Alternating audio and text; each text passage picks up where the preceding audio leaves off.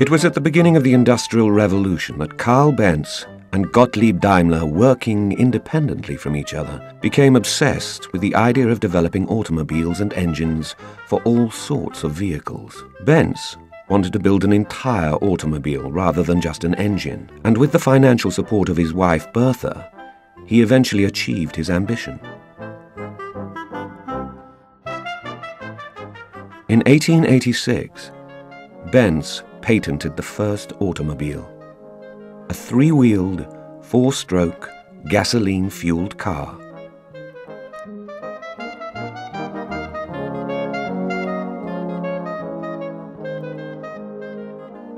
At the same time, Daimler and his technical partner Maybach worked feverishly from an experimental workshop in Daimler's greenhouse to develop performance engines to propel vehicles on land, on water, and in the air. In the same year as Benz patented his car, Daimler ordered a carriage from Hamburg and installed a 1.5 horsepower engine. Together, Daimler and Maybach had created the world's first four-wheeled, engine-powered carriage. However, the public were very wary and suspicious in those early days and regarded the new automobile as potentially dangerous.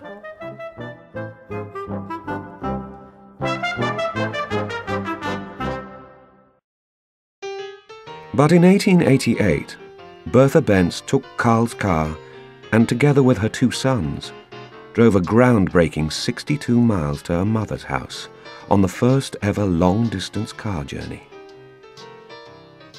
The story was well publicized, and demand for Benz cars took off.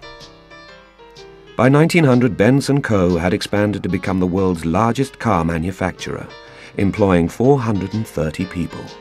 At the same time, Daimler and Maybach were continuously improving their high-performance engines, and they started to develop a reputation for quality and innovation. As the public's love affair with the car began to grow, the demand for Daimler and Maybach engines took off all over Europe. Their work caught the attention of Emil Jelinek, a wealthy, sports-mad Austrian businessman.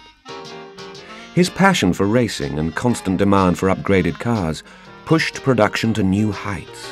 Faster engines and lighter, stronger cars were produced. Jelinek put a great deal of his own money into Daimler and Maybach's business, racing all over Europe under the pseudonym Monsieur Mercedes. Mercedes, which is Spanish, was the name of Jelinek's daughter, and translated into English, Mercedes means grace. As his success grew, Jelinek signed a deal with the Daimler Motor Company to put the name Mercedes on his racing cars, and the name became synonymous with quality, performance, and success. By 1902, Daimler formally adopted the trade name Mercedes. In 1909, Gottlieb Daimler's sons found a postcard Daimler had sent to the family many years earlier. It was a picture of Cologne, and Daimler had drawn a star on the postcard above the factory where he worked. The star was adopted as a symbol for the company, and the 3 points are said to represent Daimler's ambition to motorize transport on land, sea, and air.